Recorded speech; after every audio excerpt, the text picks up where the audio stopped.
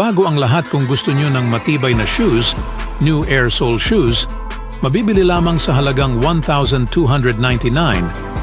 Click lamang ang link sa comment section or bisitahin lamang ang teffen.com for more high-quality shoes.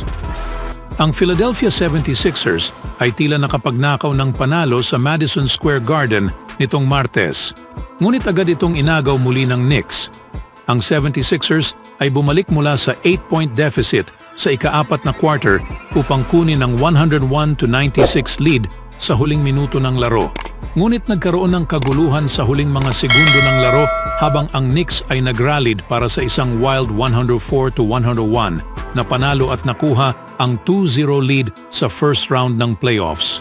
Nakakabaliw na huling minuto ang nagbigay sa Knicks ng panalo. Hindi na-handle ni Tyrese Maxey ang inbounds pass ni Kyle Lowry at ninakaw ito ni Josh Hart mula sa kanya. Sinipa niya ang bola kay DiVincenzo na hindi na itama ang isang open three-pointer mula sa gilid. Ngunit binigyan pa ito ng isa pang pagkakataon. Nakuha ni Isaiah Hartenstein ang offensive rebound at nakita si DiVincenzo para sa isa pang chance sa go-ahead tres.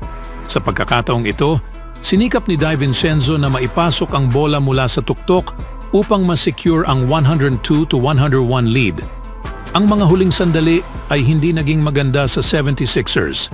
Sinabi ng isang tagapagsalita ng team sa mga reporter pagkatapos ng laro na may layunin ang 76ers na maghain ng reklamo sa NBA tungkol sa pag-arbitro sa unang dalawang laro sa serye.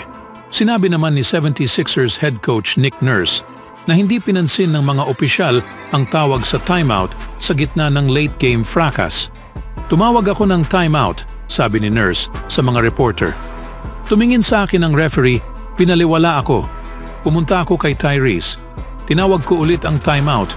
Pagkatapos, nagsimula na ang gulo.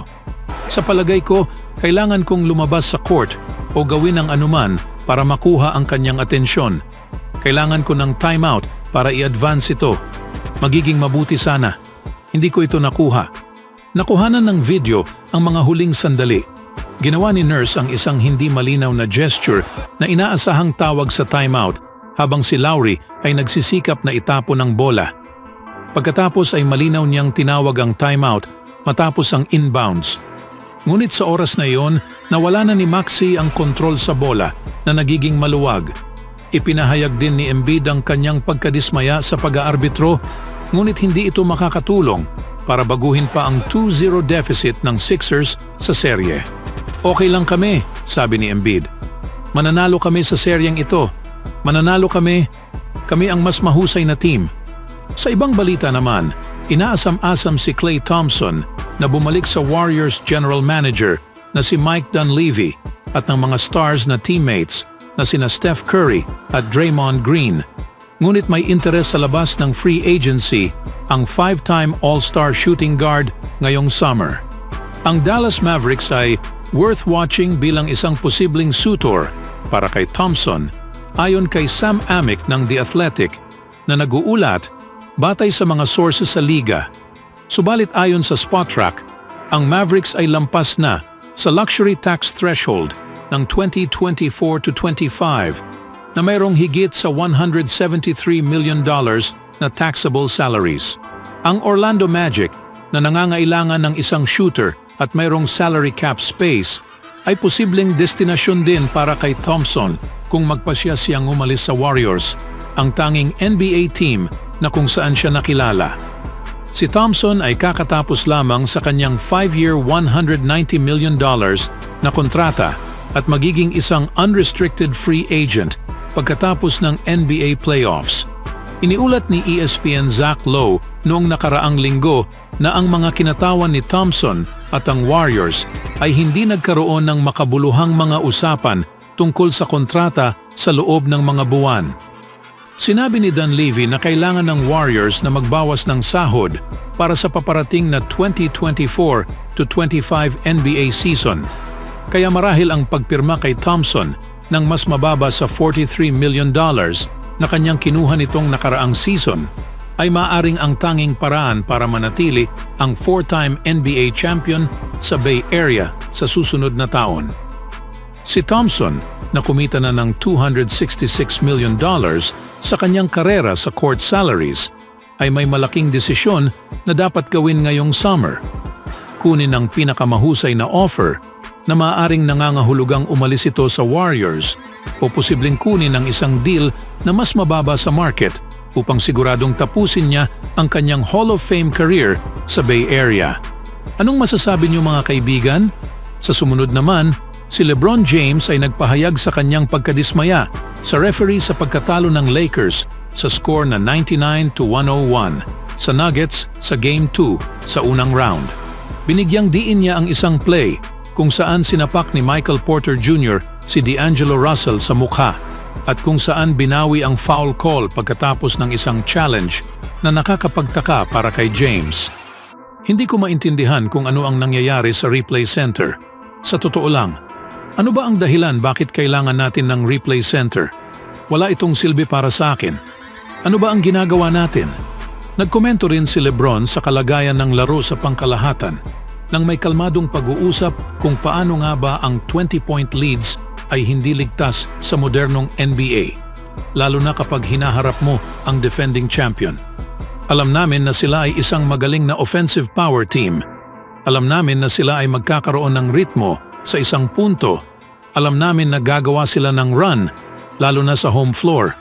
Kailangan lang nating tiisin ito at sa tingin ko, hindi namin iyon nagawa.